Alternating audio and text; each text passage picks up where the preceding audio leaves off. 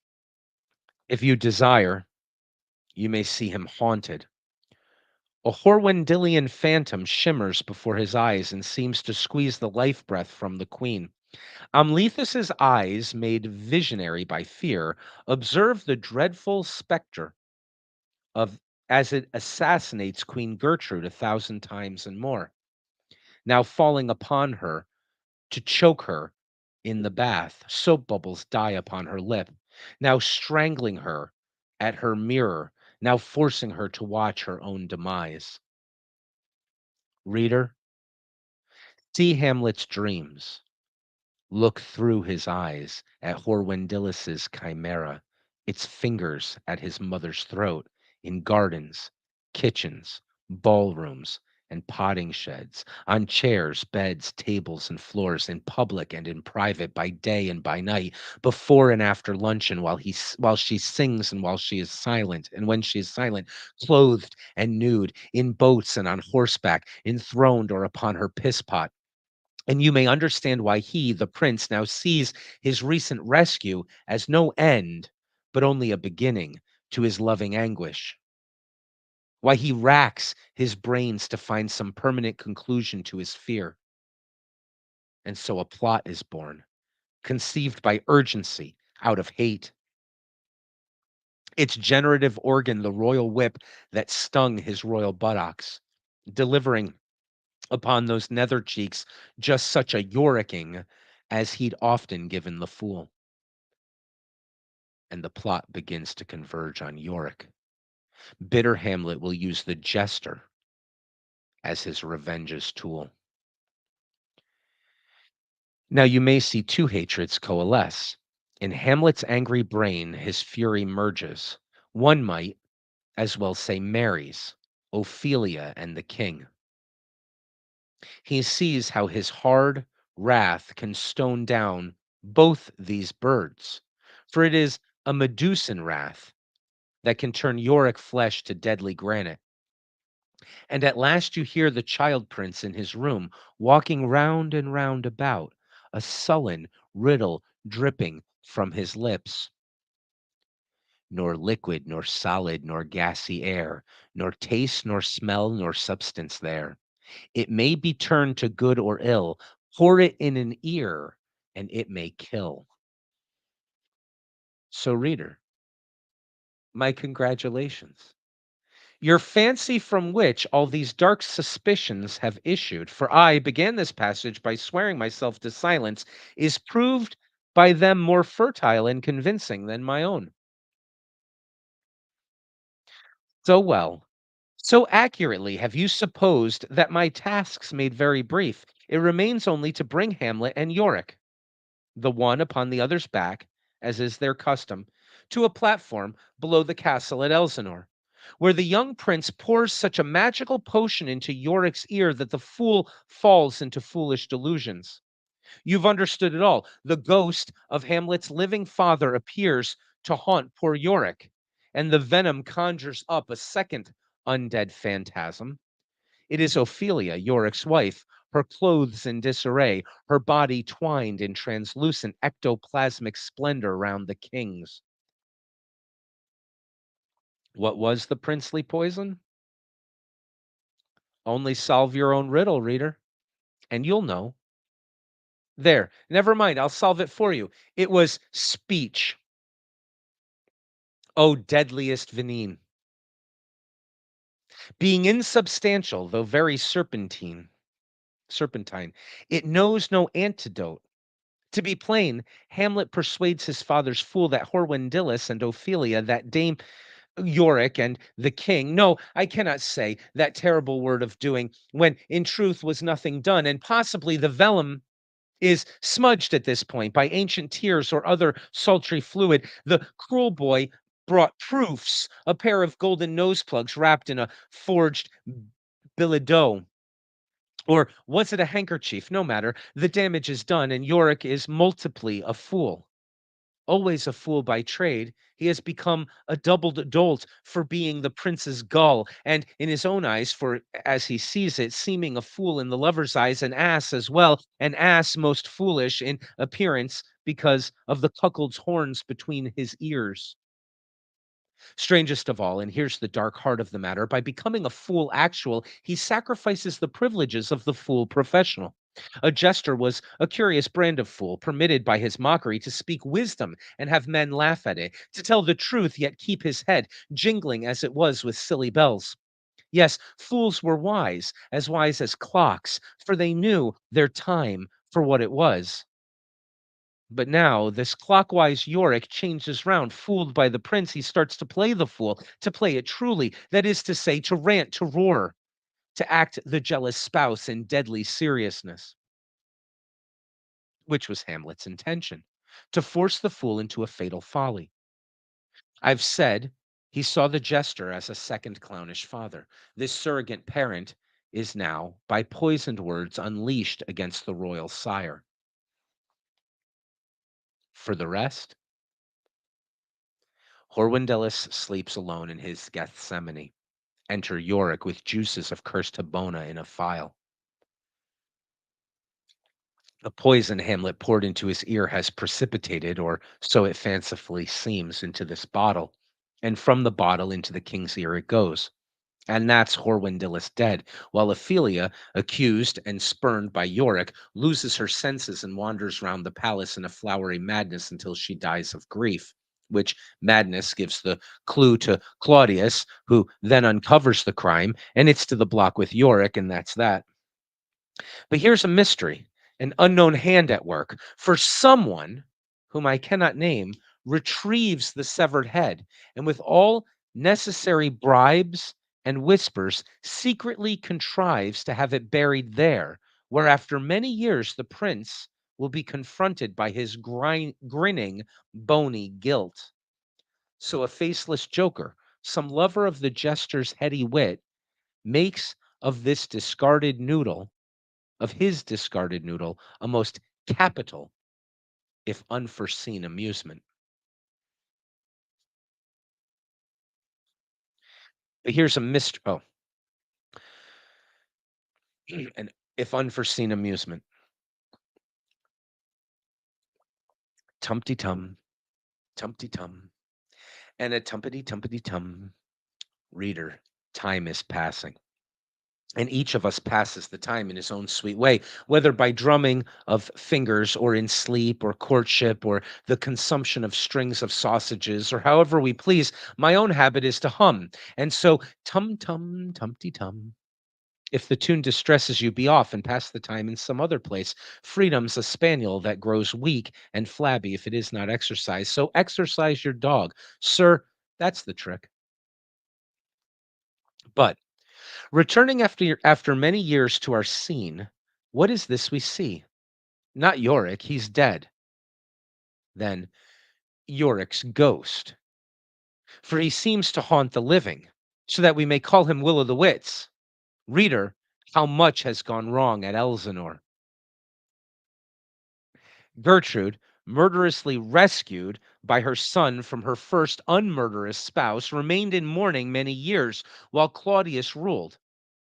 In this, it's true, my history differs from Master Chackpaws, and ruins at least one great soliloquy. I offer no defense but this, that these matters are shrouded in antiquity and there's no certainty in them. So let the versions of the story coexist, for there's no need to choose. Or this, that when Queen Gertrude at last did marry Claudius, the intervening years were in Hamlet's troubled mind by this action concertinaed, blurred together, compressed, so that to him the passage of his childhood, adolescence, and young manhood appeared no longer than 2 months, nay, not as much, not two. And this his wholly in this is wholly comprehensible. For have they not flown by in the brief space of time that it took me to sing my tumty tum? Have they not passed in the few moments it took you to walk freedom, your spaniel bitch? Well, then, you have two unanswerable cases instead of one, and that's enough, I hope. As I was saying, Gertrude marries, and now dead Yorick's jealousy, unhoused from the jester's corpse, and seeing a new home, finds one in Hamlet. 'Tis clear, so Hamlet plots, that King Claudius must be accused of his brother's murder, and Yorick's execution must be shown to be the camouflage, the arras behind which the truth was hid. So murder's specter is invoked a second time, and Hamlet, in his mother-loving passion, sees it walk the battlements of Elsinore. But this ghost bears his own name, by which the prince, the accuser, is accused. Haunted by the phantom of his crime, he starts to lose his reason. His own Ophelia he treats badly. As you know, his cracking brain confuses her with the unbearable memory of the fool's falsely maligned and foully odorous wife, until at last the prince, who once turned speech to poison, drinks from a poisoned cup, and then dead marches, and also marches of the living. Old Fortinbras, too, long uninvited to a too long uninvited to a meal, gobbles Denmark up instead. Yorick's child survives and leaves the scene of his family's tragedy, wanders the world, sowing his seed in far off lands from west to east and back again, and multicolored generations follow, ending, I'll now reveal, in this present humble author, whose ancestry may be proved by this, which he holds in common with the whole sorry line of the family, that his chief weakness is for telling of a particular species of tale which learned men have called chanticleeric and also tautrian. And just such a cock and bull story as this last as by this last confession brought quite to its conclusion. I remember a story about Salman Rushdie. Um, Hitchens used to like to tell. They're at a party, and somebody at the party, if I remember correctly, was complaining that there was nothing to read on the flight except for a Robert Ludlum novel, and was complaining about the novel and how bad it was, but also about the pretentiousness, I think, of the titling, the the born identity. I can't remember um, the titles of Robert Ludlum was brought up as cliche or pretentious or something. And, somebody had happened, I don't think Hitchens tells who, somebody at the party had happened on the pleasant idea of what would happen if Shakespeare's plays were given the Ludlum treatment and were titled by Robert Ludlum. And as Hitchens tells the story, within a moment, somebody said, "What would Hamlet be called?" And he says, in no time at all, Rushdie's ears perked up, and he said, "The the Elsinorian vacillation." He said, "You can't do that twice. How about Macbeth? The Dunsinane deforestation, the kerchief implication."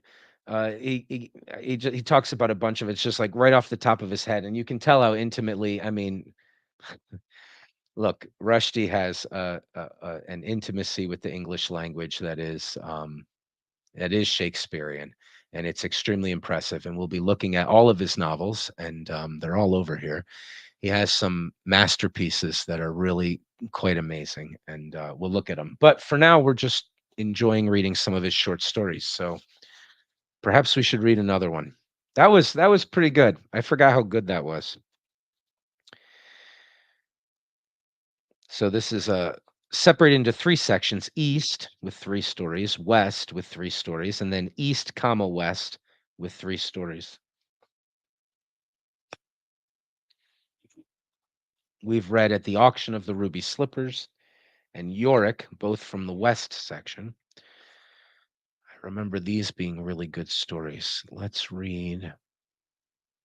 I don't remember this one particularly, so why don't we read this one? Good advice is rarer than rubies from the East section. On the last Tuesday of the month, the dawn bus, its headlamps still shining, brought Miss Rana to the gates of the British consulate. It arrived pushing a cloud of dust, veiling her beauty from the eyes of the strangers until she descended. The bus was brightly painted in multicolored arabesques, and on the front it said, "Move over, darling," in green and gold letters. On the back it added, "Tata Bata," and also, "Okay, good life." Miss Rihanna told the driver it was a beautiful bus, and he jumped down and held the door open for her, bowing theatrically as she descended.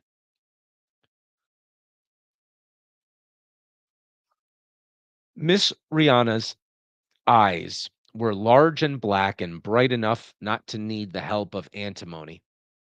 And when the advice expert Muhammad Ali saw them, he felt himself becoming young again. He watched her approaching the consulate gates as the light strengthened and asking the bearded Lala who guarded them in a gold buttoned khaki uniform with a pocketed turban when they would open. The Lala, usually so rude to the consulate's Tuesday women, answered Miss Rahana with something like courtesy. Half an hour, he said gruffly. Maybe 2 hours. Who knows? The sahibs are eating their breakfast. The dusty compound between the bus stop and the consulate was already full of Tuesday women, some veiled, a few barefaced like Miss Rihanna. They all looked frightened and leaned heavily on the arms of uncles or brothers who were trying to look confident. But Miss Rihanna had come on her own and did not seem at all alarmed.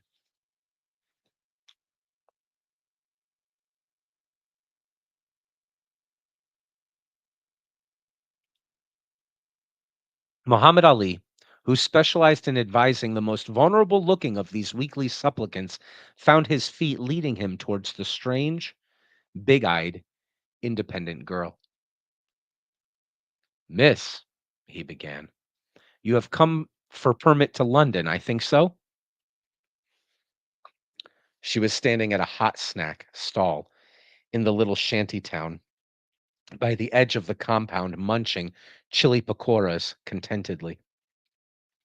She turned to look at him, and at close range, those eyes did bad things to his digestive tract. Yes, I have. Then please, you allow me to give some advice? Small cost only. Miss Rihanna smiled. Good advice is rarer than rubies, she said. But alas, I cannot pay. I am an orphan, not one of your wealthy ladies. Trust my gray hairs, Muhammad Ali urged her. My advice is well tempered by experience. You will certainly find it good. She shook her head. I tell you, I am a poor potato. There are women here with male family members, all earning good wages. Go to them. Good advice should find good money. I am going crazy, Muhammad Ali thought, because he heard his voice telling her in it of its own volition, Miss, I have been drawn to you by fate. What to do? Our meeting was written. I also am a poor man only, but for you my advice comes free. She smiled again.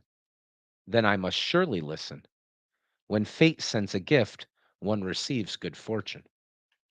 There's something of Scheherazade in this, isn't there? Okay. He led her to the low wooden deck in his own special corner of the shanty town.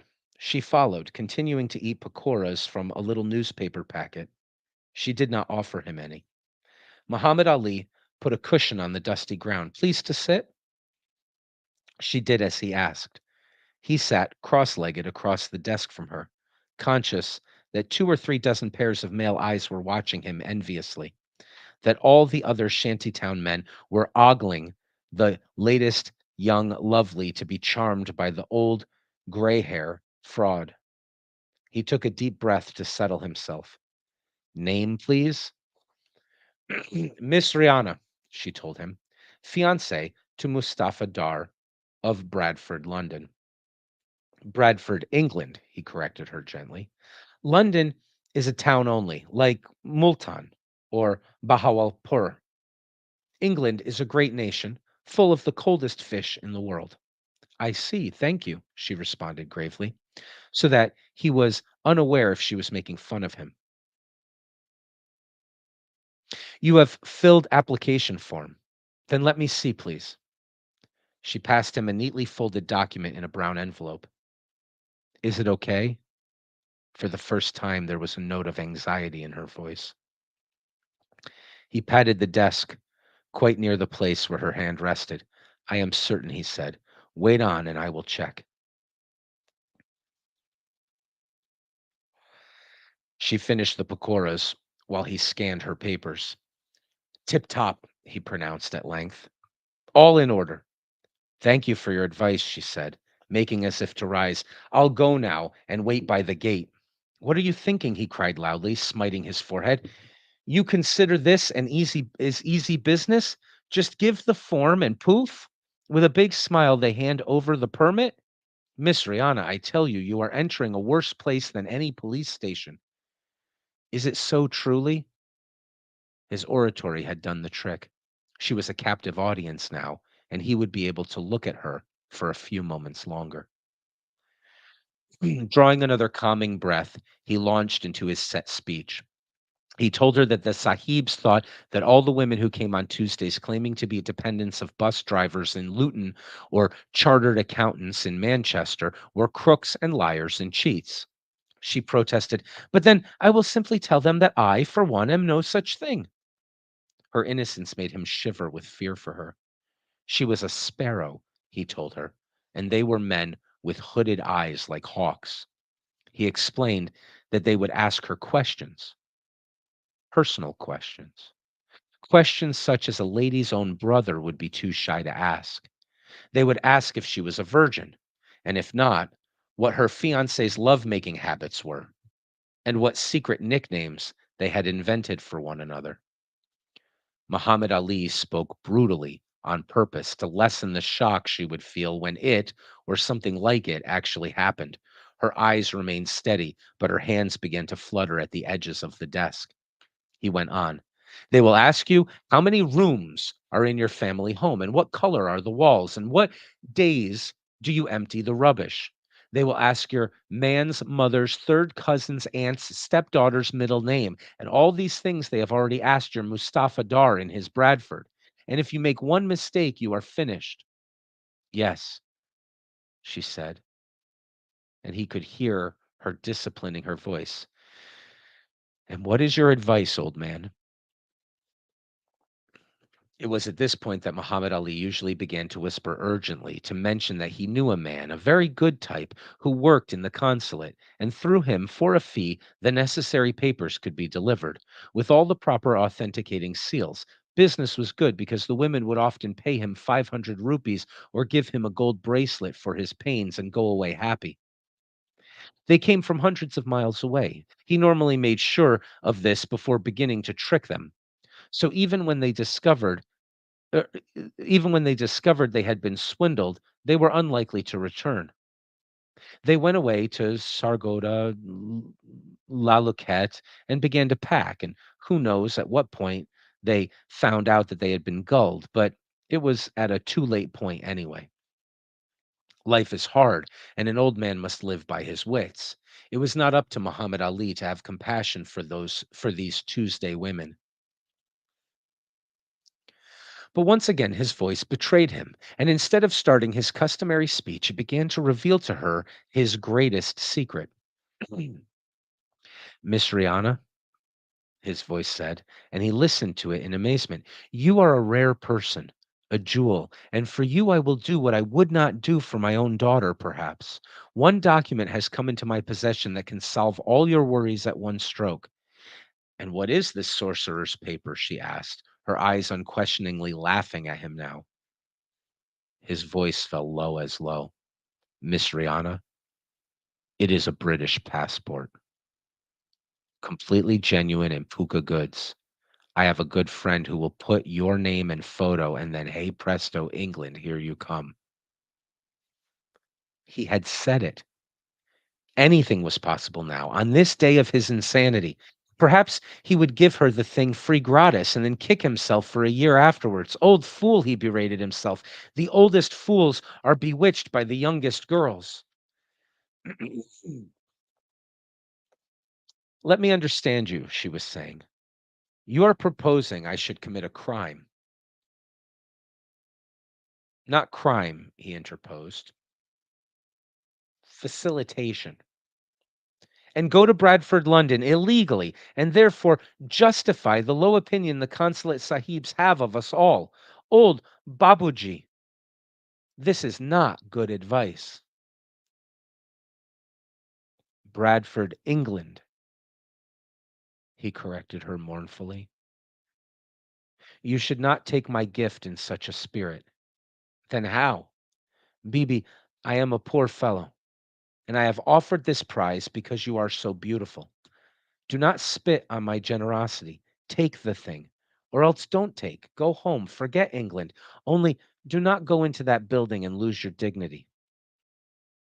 But she was on her feet, turning away from him, walking towards the gates, where the women had begun to cluster, and the Lala was swearing at them to be patient, or none of them would be admitted at all. So be a fool, Muhammad Ali shouted after her. What goes of my fathers if you are? Meaning, what was it to him? She did not turn. It is the curse of our people, he yelled. We are poor, we are ignorant, and we completely refuse to learn. Hey, Muhammad Ali, the woman at the betel nut stall called across to him. Too bad she likes them young.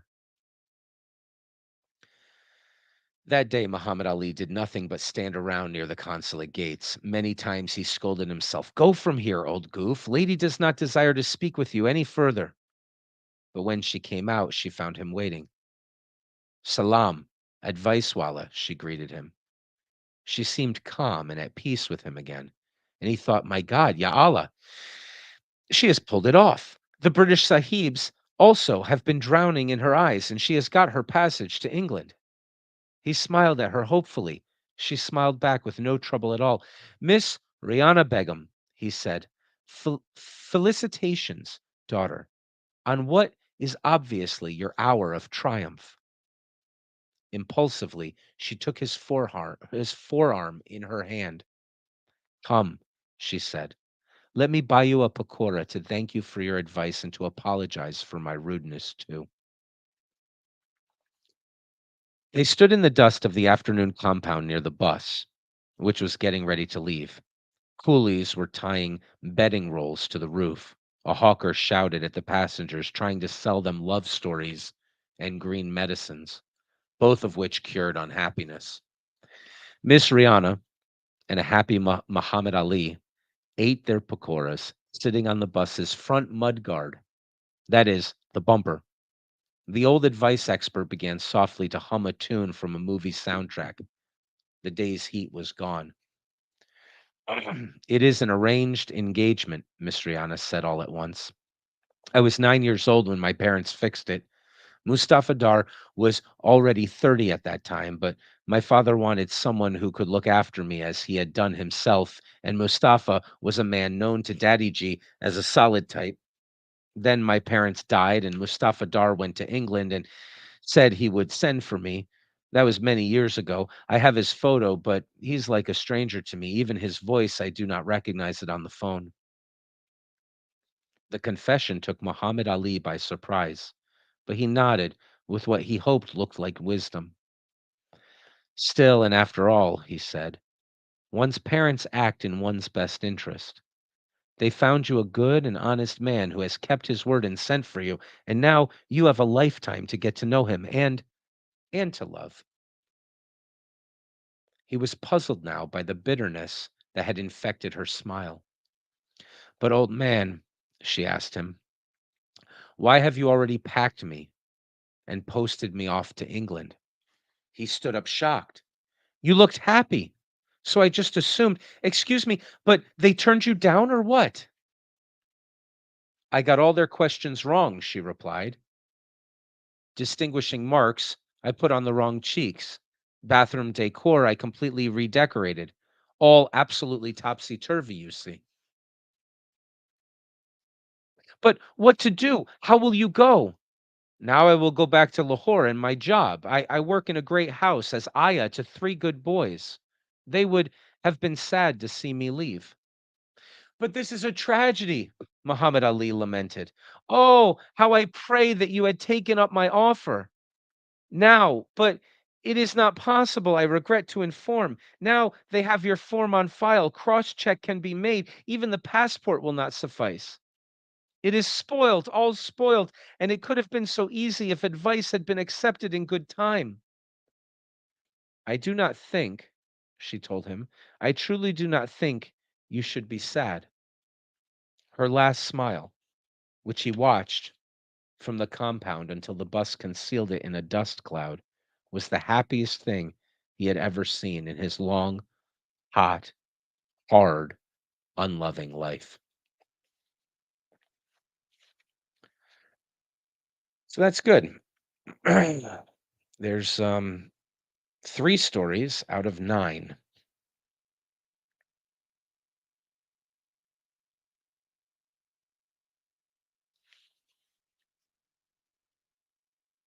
There's much we could talk about with Salman Rushdie.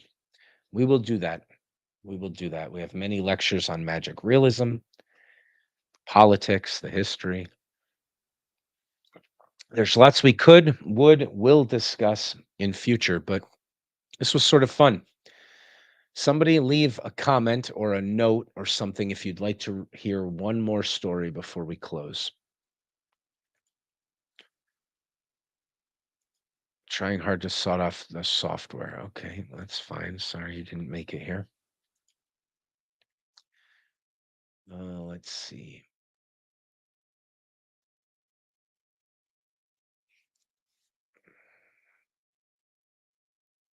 We could talk about Rushdie. We could talk about his books, Valentine's Day, 1989. We can talk about Shalimar the Clown, The Enchantress of Florence, The Time of the Strangenesses, 2 years, 8 months, and 28 nights, Satanic Verses, Midnight's Children, The Booker of Bookers, The Best of the Booker, Grimace, which was criticized more than it should have been. A secret novel that he wrote and was never published that I went to Emory University to read because it's there with his housed and private notes. I did a deep dive on Rushdie. Rushdie is really interesting. Um, the lessons I learned from reading his notes, connection between Shalimar the Clown and the language he uses of his own father. Anyway, it's very interesting. Um, or of himself as father. Uh, Perhaps obvious insights one can get from understanding that book with that context. The Satanic Verses is first book of his I ever read, and on page 3 I put it down and I thought to myself, if I lived 10,000 years and did nothing but study English, I could never write something like this. It made me re-believe in divinely inspired texts. It's a very impressive story. I think I've memorized the first chapter since I've read it out loud so many times in different contexts, but there's so much to discuss. I remember it was the line transformations undergone delirious actors that would have gladdened the heart of old Mr. Lamarck through extreme environmental pressures characteristics were acquired. And I thought, God damn. The degree zero boiling of the clouds they hit and were drenched by. Such a good story. Chapter 1 is the end of chapter 4. The first 4 chapters loop in the first section of the book to be 4 and then 1 telling the story. Chapters 2 and 3, the background stories, the upbringing of the 2 main characters who perform their Geminite cartwheels all the way down through the hole that led to Wonderland without aid of parachute or wings out of a clear sky. God damn, it's so well written. It's so beautiful. And one of the worst things is you can't really read it out loud. What I'm going to have to do is read it out loud with text that appears because the way he uses certain words merges them together, vocabulary, punctuation, and grammar. They're different, but they're better. Like he's breaking rules when it makes it clearer what's being said at the same time. There are paragraphs that he'll write that have characters speaking and then not speaking within the paragraph with no quotation marks. And you don't need them. As reading it out loud, the voice just changes. It's so perfect. It's honestly, it's unbelievable. It's really unbelievable. Rushdie is Oh, it's quite a body of work. Um, and similar themes weaving throughout. It's almost like you take all of his works, and it's like a castle built out of tapestries with the same threads, sometimes making a large part, sometimes just being a thread in another story, golden threads running through. It's really wonderful. Um, we will have discussions about Rushdie, and of course, he's still alive and still writing, and many things to be said about magic realism, which I believe is a term he doesn't actually prefer. uh, Transformations in his literature as he's gone. Lots of things to talk about. Really fun. But the first chapter of that book is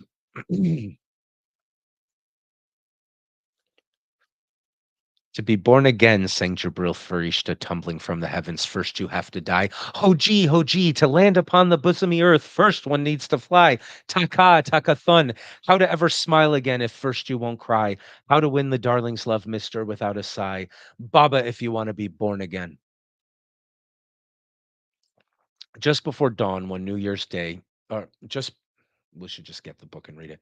Just before dawn one winter's day, New Year's Eve or thereabouts, two real full-grown living men fell from a great height, 29,002 feet, towards the English Channel, without benefit of parachute or wings, out of a clear sky. I tell you, you must die. I tell you, and thusly and so beneath a moon of alabaster until a loud cry crossed the night. To the devil with your tunes. In the movies, you only mime to playback singers, so spare me these infernal noises now. Jabril Farishta, the tuneless soloist, had been cavorting in moonlight as he sang his impromptu ghazal, swimming in air, butterfly stroke, breaststroke, bunching himself into a ball spread, eagling himself against the almost infinity of the almost dawn. Hitting couch it against we're just gonna have to get the text and read it. It's been accidentally memorized by me. It's a fantastic, fantastic novel, and we could read the first chapter. It would be a lot of fun. If you'll bear with me, we will. It's a very short chapter, and I will see if I can find the text here.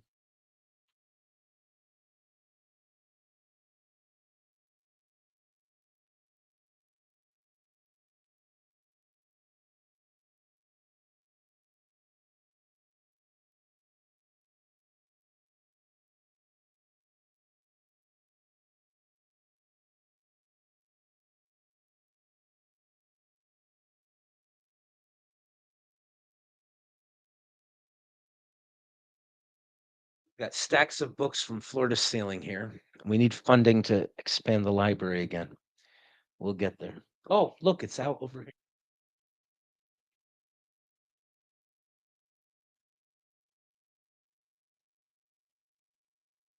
Epic, epic, epic novel.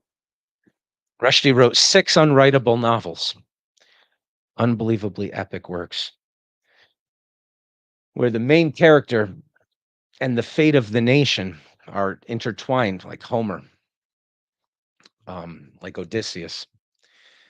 Um, this is all in the what should we call it? The post Cervantes world. Milan Kundera identified as the invention of the novel, Don Quixote. It's the first time that, well, you have Odysseus, the great man, greater than all the other men, and if it can happen to him, it can happen to anybody. But then there's like this inversion where it's the lunatic, the if it can happen to him, it can happen to anybody, right? So it's like he's tying. I swear he did it 6 times. He did these epic novels at least 6 times. They're masterpieces. And with Midnight's Children, it was the birth. You're familiar with this. We'll read Midnight's Children. It's fantastic, fantastic story. Fantastic novel. It's India, right? So the main character's fate and destiny is inexorably intertwined with India. With shame, it's Pakistan. That's what got him, in my view, on the radar of the mullahs. They were looking for an excuse to be outraged. We can talk about the politics surrounding this book, which is, of course, what earned him the fatwa. Valentine's Day, 1989, Ayatollah Khomeini issuing a warrant for death for a novelist for the crime of having written this novel, whose first chapter we're about to read, making Rushdie live under a life sentence and a death sentence. It was easier to talk about until recent events when he was stabbed at a public literary conference of some sort, if I remember. Stabbed many times, including right in the eye. He's still alive, but I believe he's wearing an eye patch now. If you didn't like what he wrote before, wait till you see what he writes with an eye patch. But he gets the first and last word in all of this, of course, because he's a literary god. And, well, we shouldn't do the full introduction to this book. It's too long. We'll just read the first chapter. But trust me, he gets the first and last word in this book and with other books.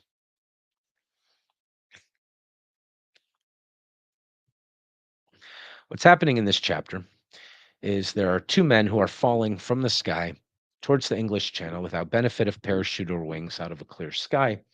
What's happened is that an airplane has been exploded in a terrorist action, and two individuals have survived the blast and are now falling seemingly to their doom or not to their doom.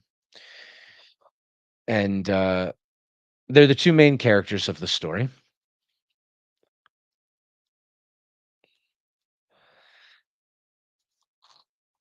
I started talking about some of these great references. Oh, and it's going to ruin it because the fact that you can't see the text is so beautiful, and the way he writes merges words together and things. Something that we'll have to do this properly at some point where you can see the words as well. All right, we already read the first paragraph. To be born again out of a clear sky, I tell you, infernal noises now. Jabril, the tuneless soloist, had been cavorting in moonlight as he sang his impromptu ghazal, swimming in air, butterfly stroke, breaststroke, bunching himself into a ball, spread eagling himself into the almost infinity of the almost dawn, adopting heraldic postures, rampant, couchant, pitting levity against gravity. Now he rolled happily towards the sardonic voice. Oh, hey, Salad Baba, it's you. What good? What ho, old chumch. Too good. What ho, old chumch. I'm so sorry. I stopped looking at the text. Too good. What ho, old chumch. At which the other, a fastidious shadow, falling headfirst in a gray suit, all the jacket buttons done up, arms by his side, taking for granted the improbability of the bowler hat on his head, pulled a nickname hater's face. Hey, Spoono, Jabril yelled, eliciting a second inverted wince. Proper London bye. Here we come. Those bastards down there won't know what hit them. Vengeance, meteor or lightning or vengeance of God out of thin air, baby. Daram. Wham, nah. What an entrance, Yar, I swear. Splat. Out of thin air. A big bang, followed by falling stars. They're both actors. A universal beginning, a miniature echo of the birth of time. The jumboed 420 blew apart without warning. High above the great, rotting, beautiful, snow white illuminated city, mahogany, Babylon, Alphaville. But Jabril has already named it. I mustn't interfere. Proper London, capital of Villia, winked, blinked, nodded in the night. While at Himalayan height, a brief and premature sun burst into the powdery January air. A blip vanished from radar screens, and the thin air was full of bodies descending from the Everest of the catastrophe to the milky paleness of the sea. Who am I? Who else is there? The aircraft cracked in half, a seed pod giving up its spores, an egg yielding its mystery. Two actors, prancing Jabril and Butney pursed Mr. Saladin Chamcha, fell like titbits of tobacco from a broken old cigar. Above, behind, below them in the void, there hung reclining seats, stereophonic headsets, drinks trolleys, motion discomfort receptacles, disembarkation cards, duty free video games, braided caps, paper cups, blankets, oxygen masks. Also, for there had been more than a few migrants aboard, yes, quite a quantity of wives, who had been grilled by reasonable doing their job officials about the length of and distinguishing moles upon their husbands' genitalia, a sufficiency of children upon whose legitimacy the British government had cast its ever reasonable doubts.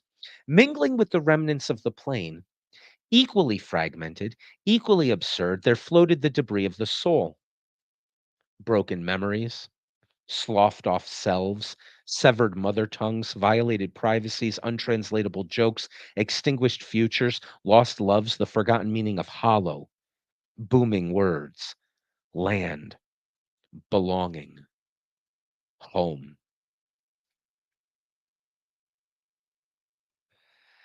Knocked a little silly by the blast, Jabril and Saladin plummeted like bundles dropped by some carelessly open-beaked stork, and because Chamcha, who was going down head first in the recommended position for babies entering the birth canal, he commenced to feel a low irritation at the other's refusal to fall in plain fashion. Saladin nosedived while Farishta embraced air, hugging it with his arms and legs, a flailing, overwrought actor without techniques of restraint. Below, cloud covered, awaiting their entrance, the slow congealed currents of the English sleeve, the appointed zone of their watery reincarnation.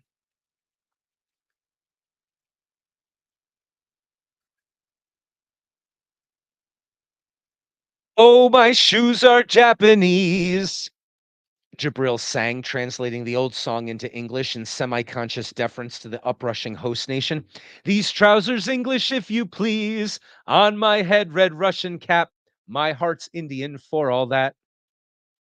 The clouds were bubbling up towards them, and perhaps it was on account of that great mystification of cumulus and cumulonimbus, the mighty rolling thunderheads standing like hammers in the dawn. Or perhaps it was the singing, the one busy performing, the other booing the performance. Or their blast delirium that spared them full foreknowledge of the imminent. But for whatever reason, the two men, Jabril Saladin Farishta Chamcha, merged first names and merged last names, condemned to this endless but also ending angelic devilish fall, did not become aware of the moment at which the processes of their transmutation began. Mutation? Yes, sir, but not random.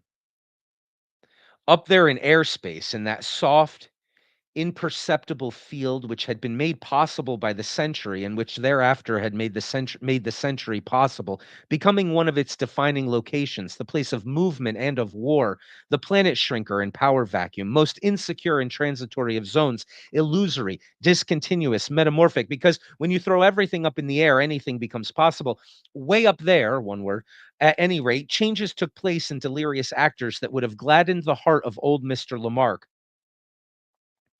Under extreme environmental pressures, characteristics were acquired. What characteristics? Which? Slow down. You think creation happens in a rush? So then, neither does revelation. Take a look at the pair of them. Notice anything unusual? Just two brown men falling hard. Nothing so new about that, you may think. Climbed too high, got above themselves, flew too close to the sun. Is that it? That's not it. Listen. Mr. Saladin Chamcha, appalled by the noises emanating from Jabril Farishta's mouth, fought back with verses of his own. What Farishta heard wafting across the improbable night sky was an old song, too, lyrics by Mr. James Thompson, 1700 to 1748.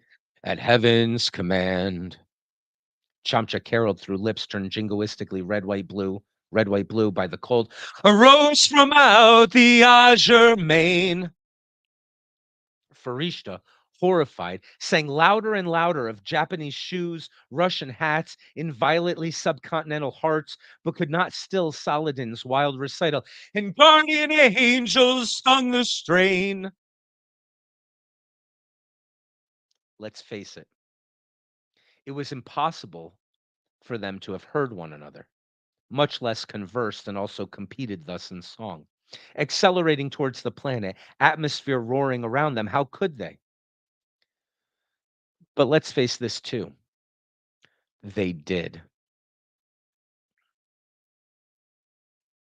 Down, down they hurtled, and the winter cold we'll talk about that line in a moment.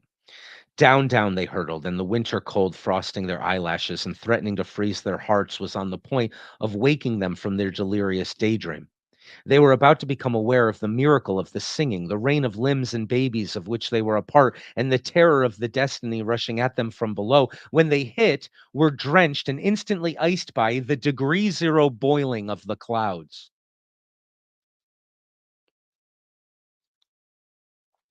They were in what appeared to be a long vertical tunnel.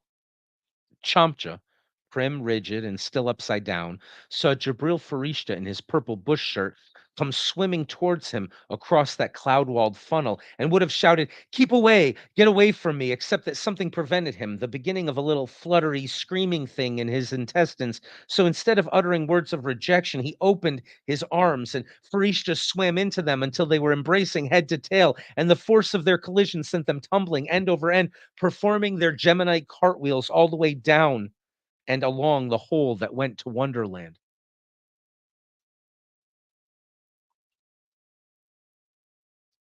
While pushing their way out of the white came a succession of cloud forms, ceaselessly metamorphosing gods into bulls, women into spiders, men into wolves, hybrid cloud creatures pressed in upon them, gigantic flowers with human breasts dangling from fleshy stalks, winged cats, centaurs, and Chamcha, in his semi-consciousness, was seized by the notion that he too had acquired the quality of cloudiness, becoming metamorphic, hybrid, as if he were growing into the person whose head nestled now between his legs and whose legs were wrapped round his long patrician neck.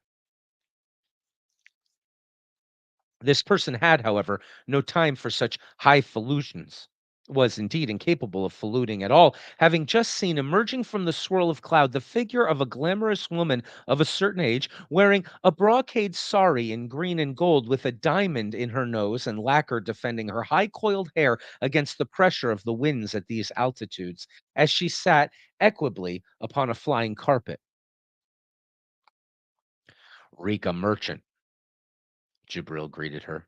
You couldn't find your way to heaven or what? Insensitive words to speak to a dead woman, but his concussed, plummeting condition may be offered in mitigation. Chamcha, clutching his legs, made an uncomprehending query. What the hell? You don't see her, Jabril shouted. You don't see her goddamn Bokhara rug? No, no, Jibo, her voice whispered in his ears. Don't expect him to confirm. I am strictly for your eyes only. Maybe you are going crazy. What do you think, you Namakul? You piece of pig excrement, my love.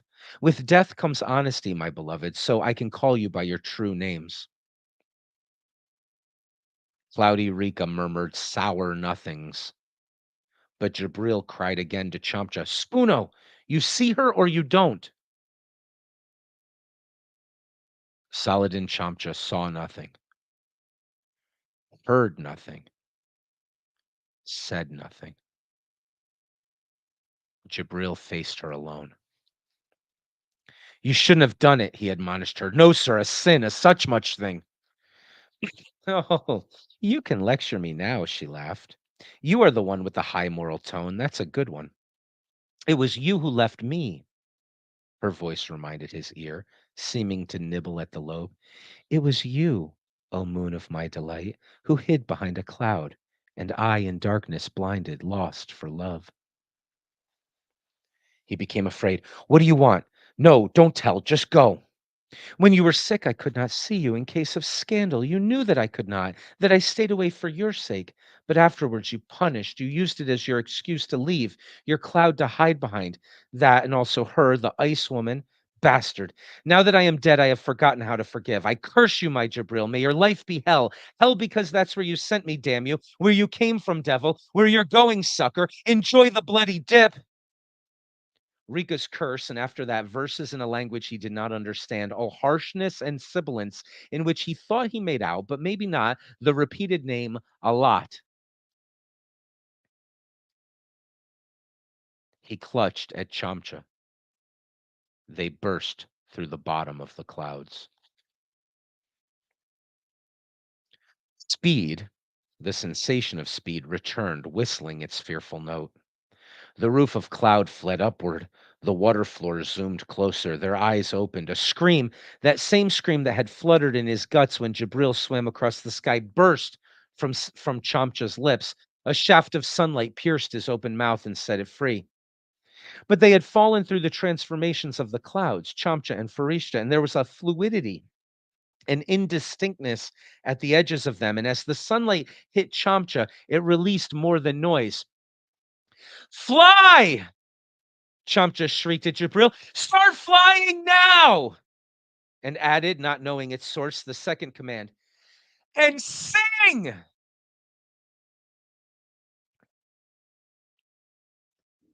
How does newness come into the world? How is it born? Of what fusions, translations, conjoinings is it made? How does it survive, extreme and dangerous as it is? What compromises, what deals, what betrayals of its secret nature must it make to stave off the wrecking crew, the exterminating angel, the guillotine? Is birth always a fall? Do angels have wings? Can men fly? When Mr. Saladin Chamcha fell out of the clouds over the English Channel, he felt his heart being gripped by a force so implacable that he understood it was impossible for him to die. Afterwards, when his feet were once more firmly planted on the ground, he would begin to doubt this, to ascribe the implausibilities of his transit to the scrambling of his perceptions by the blast, and to attribute his survival, his and Jabril's, to blind dumb luck. But at the time he had no doubt.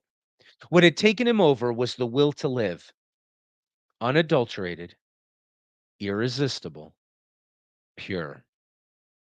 And the first thing it did was to inform him that it wanted nothing to do with his pathetic personality, that half reconstructed affair of mimicry and voices. It intended to bypass all that, and he found himself surrendering to it. Yes, go on, as if he were a bystander in his own mind and his own body, because it began in the very center of his body and spread outwards, turning his blood to iron, changing his flesh to steel, except that it also felt like a fist that enveloped him from outside, holding him in a way that was both unbearably tight and intolerably gentle, until finally it had conquered him totally and could work his mouth, his fingers, whatever it chose. And once it was sure of its dominion, it spread outward from his body and grabbed Jabril Farishta by the balls. Fly, it commanded Jabril. Sing! Chamcha held on to Jabril while the other began, slowly at first, and then with increasing rapidity and force, to flap his arms. Harder and harder he flapped, and as he flapped, a song burst out of him, and like the song of the spectre of Rika Merchant, it was sung in a language he did not know, to a tune he had never heard. Jibril never repudiated the miracle. Unlike Chamcha, who tried to reason it out of existence, he never stopped saying that the ghazal had been celestial, that without the song, the flapping would have been for nothing, and without the flapping, it was a sure thing that they would have hit the waves like rocks and or what, and simply burst into pieces on making contact with the taut drum of the sea. Whereas instead, they began to slow down. The more emphatically Jabril flapped and sang and flapped, the more pronounced the deceleration, until finally the two of them were floating down to the channel like scraps of paper in a breeze.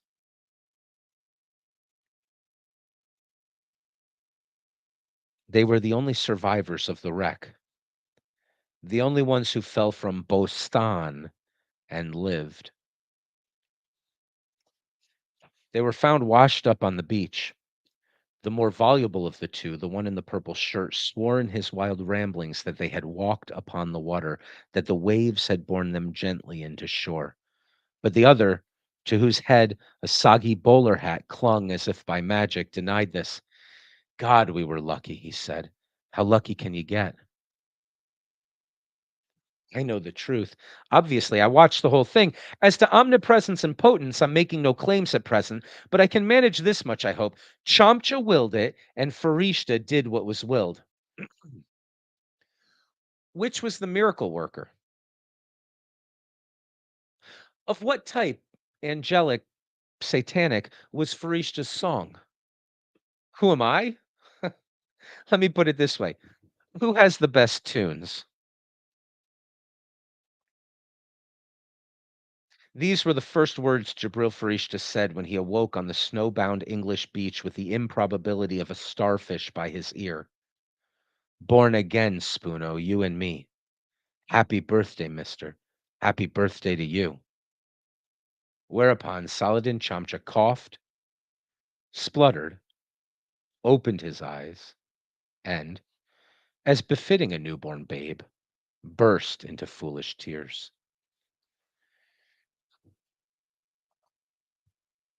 Man, that is a good book. Bostan and Gulistan are the two Islamic gardens of paradise. The flight was Bostan AI A420. They fell from it. It's mythopoetic. It's a creation story. He says it himself. Miniature echo of the birth of time. Big bang followed by falling stars. God damn. God damn. I'm reminded there was a quote of somebody who has said something about science removes the poetry of things. We have the degree zero boiling of the clouds.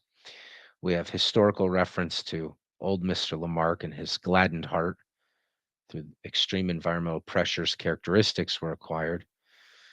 We have big bangs and falling stars.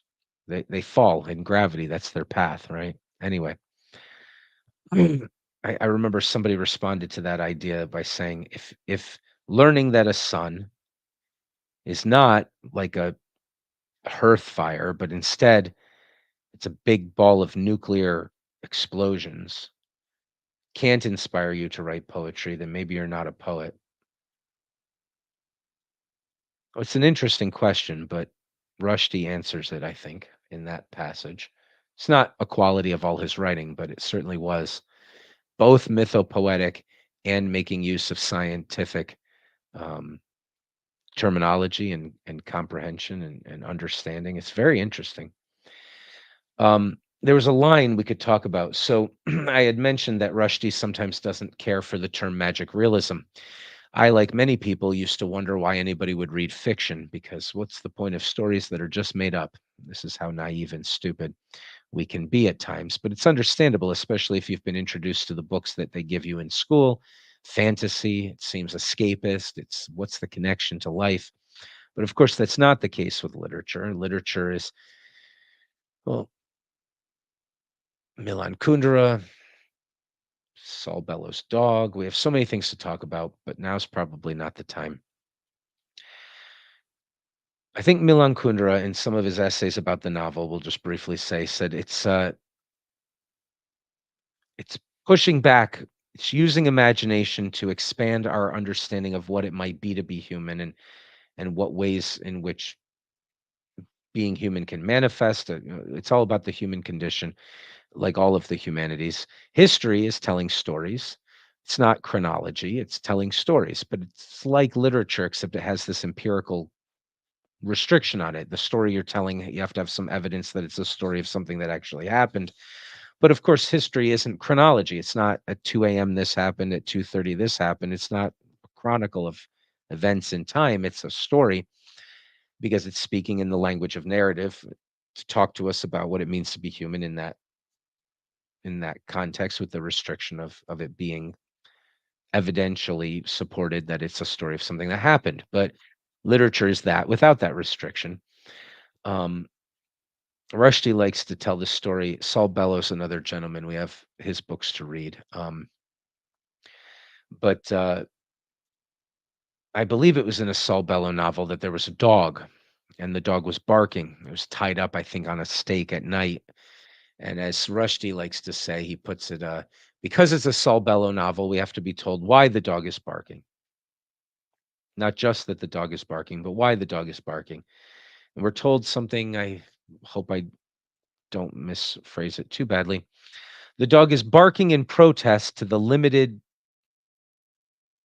modes of transcendence available to canines. He's screaming, "Open up the world a little bit." And I think Milan Kundera had this idea that literature is supposed to open up the world a little bit for us and help us to understand our condition a little bit better through the use of imagination. Why am I saying all this? Oh, so Rushdie, so science fiction can be nonsense or it can be really good, and it can be obviously about our experience and life. And magic realism is an interesting branch of literature because it's it's realism. It's telling you what life is really like, but it's the conviction of the magic realist authors that the only way you can do that is to matter of factly report the magical elements that are a part of being. When Salman Rushdie talks about this story, this novel, there was a news story, I believe in Pakistan, of a group of individuals, a town of people who were convinced, I think by the mullahs of their town, that Allah was required, that God was requiring of them that they abandon their businesses and their homes and make an on foot journey to Mecca in the age of cars and planes. And that if they did that, that's what God wanted of them. And then they did do it. They all gave up everything to go on this journey until they got to the Red Sea. And they were told and believed that if they just walked into the Red Sea, it would part for them. And they walked into the Red Sea and they drowned. And Rushdie said, I read this news story and I thought to myself, you couldn't convince me to walk into the Red Sea, and I know how to swim. So something is going on here. It's real for them. Uh, it might be real that it did part and they did walk across, and maybe we just don't get to see it. I don't know. I don't know what's real, but I know that for the individuals who walked into the Red Sea, they were motivated by beliefs. Maybe I don't have those beliefs, but I live in a world where those beliefs are a part of the story. And he puts in India, in a town in India, he puts that same story in one small part of this novel, and it's an important part of the novel. Uh, but that's what the magic realist view. So it was a very realistic story, but then, some witch curses somebody and it actually happens. And you're left with all of the possible explanations that you're left with in real life when dealing with things. Is it epilepsy that is it deception? Is it delusion in another person? Is it this? Is it that? In the story where he tells about them walking, there's a man who's following along in his automobile trying to convince his wife to ride in it and not do this crazy thing. And they had never been too religious, but she became more religious and he was frustrated by all of this. And he goes into the sea to try to pull her out as she's walking into the Red Sea. And he's in the hospital after this, and he swears in his delirium he saw them walking across the bottom of the Red Sea. But he wasn't faithful. He didn't, he was sick and stuck in this world. Anyway, you're left with all the possible ways of explaining it, and the author doesn't tell you to believe in any one of them. He just forces you to deal with the reality that these are elements of being. And I like that because I was still in that young stage of not quite understanding what fiction could be worth. And on the second page here, we're reading about these men falling and they're singing, and it's like you've got this question in your mind: could this be possible? And he says, "Let's face it, this was impossible. It could not have happened that they could fall with the wind rushing, atmosphere rushing past them as it did. That they could compete thus in song. It doesn't make sense. They couldn't have hurt each other. But let's face this too: they did." Now back to magic realism. Rushdie's writing this in the 80s. There's Gunter Grass, there's uh, um, there's Garcia Marquez. There's a bunch of authors that were a part of this invention and this project of magic realism. Garcia Marquez and a few other reporters in South America seem to have more or less kind of invented this genre in a sense. And in the 1920s, and there's magic realist paintings, there's magic realist movies like Forrest Gump is it's a magic realist movie in a sense. Amelie is a magic realist movie. Um, but in any event, I believe Garcia Marquez, who again Rushdie doesn't love being. I don't think he has anything negative to say about him. It's just people are categorizing things, and it's never that simple. But in any case, who cares? Uh, I won't we won't misquote any of these people talking about themselves or each other. Uh, in any event, Garcia Marquez is asked about this magic realism thing, and it's very interesting because it's sort of a group of reporters kind of invented this. So they write in a very matter of fact kind of a way, and they report the story. And Garcia says, I think he was a freshman in college, and he overheard somebody reading the first line of. I always misquote it, so I'll try to look it up right now. First line of.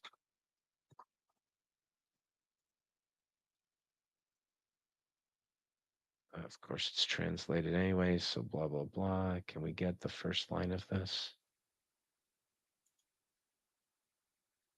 Yes, this is fine enough. So he says he overheard for the first time in his life that somebody read out loud the first line of Kafka's Metamorphosis. One morning, when Gregor Samsa woke from troubled dreams, he found himself transformed in his bed into a horrible vermin. I'm not sure I love that translation, but uh, Gregor Samsa awoke one morning to find he had been transformed into a giant insect.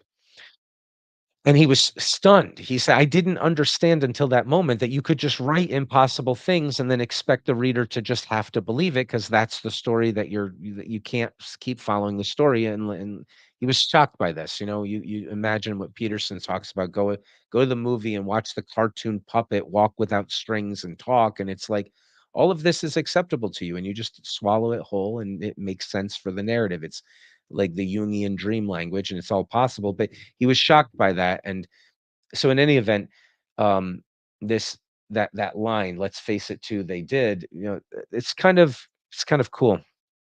Um, there's some other literary techniques, some other trends and tendencies inside this magic realist thing. We just mentioned a few authors. Gunter Grass, the Danzig trilogy, The Tin Drum's a great book. We're gonna look at a lot of these books in part of our literature curriculum. Um, Rushdie, of course, his first language was Urdu, and he's using English better than anybody else alive today, I think, and maybe almost anybody since Shakespeare. I mean, it's really kind of crazy. I mean, crazy awesome. It's impressive, is what I mean. Um,